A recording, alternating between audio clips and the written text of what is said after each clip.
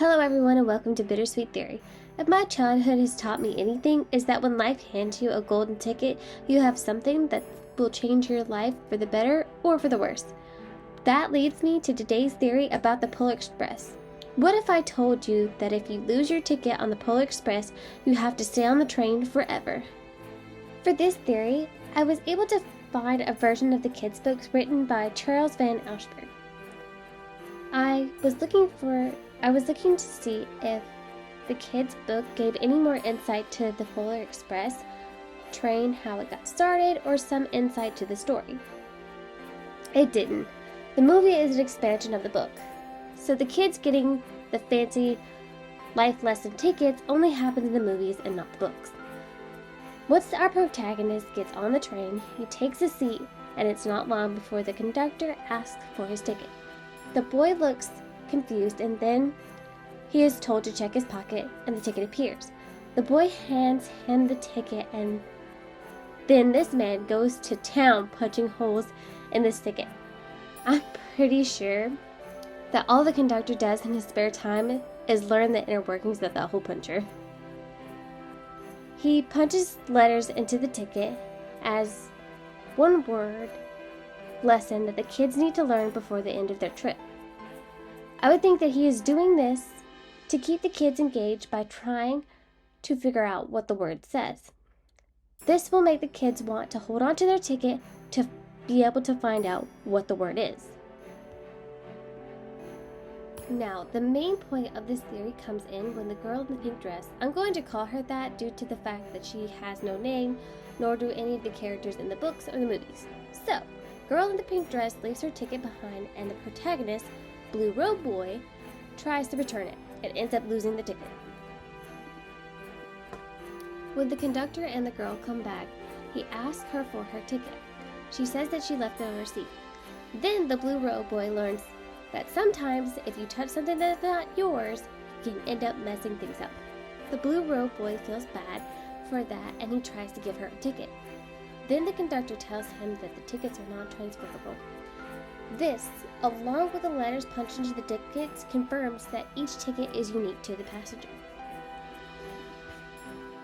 The conductor then says that the girl would just have to come with him, and they walk to the back of the train.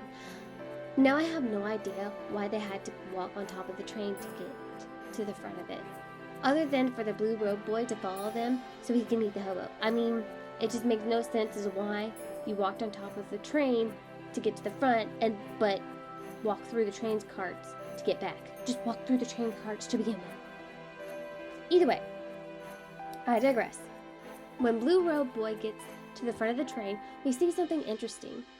He thinks that the pink dress girl is running the train. She tells him the engineer had to replace a light bulb at the front of the train.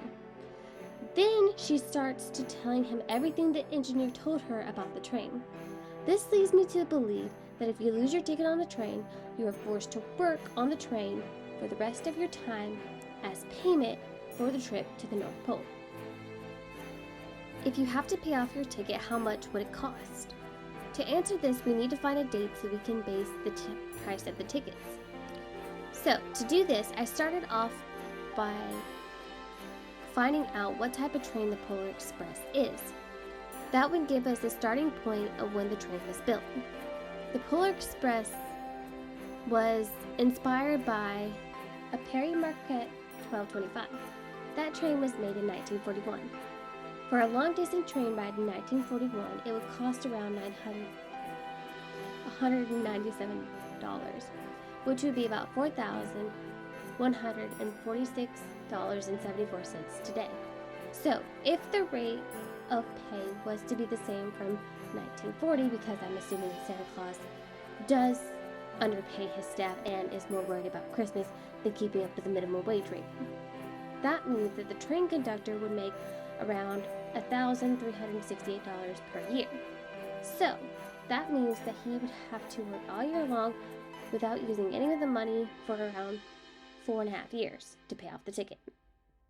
Even if that was possible, the conductor would be able to pay off the ticket in his lifetime, and I think that something else is going on here. The fact that the Polar Express is a magic train so Santa can charge whatever he wants for the price of the ticket, or keep everyone in the dark about how much they owe in the first place. It is clear that during the time of the film takes place that more and more kids stop believing in Santa at a younger age. Santa needs people to constantly believe in him for Christmas to exist. What better way than to keep kids working on the train their whole lives? This way he will be able to have people believe in him for a long time. Then, when they pass away, their souls are tied to the train because they are never able to pay for their ticket. This could explain the reason why the hobo is on top of the train and can't leave it at all. Think about it. When we know that he is a spirit, and whenever we see him, he is always on top of the train. This could mean that if you die on the train before your ticket is paid, your soul is forever attached to the train. This way, no matter what, Santa has someone to bring new kids to the North Pole to keep the spirit of Christmas alive. So officially we have 4 people who have lost their ticket and that are forced to stay on the train. Clearly, there had to be more than just 4 kids who lost their tickets on the train this whole time, right? Then I thought about the entire staff that serves hot chocolate to the kids. There's a surprising amount of staff just for a few kids. This leads me to believe that the staff are also kids who lost their tickets.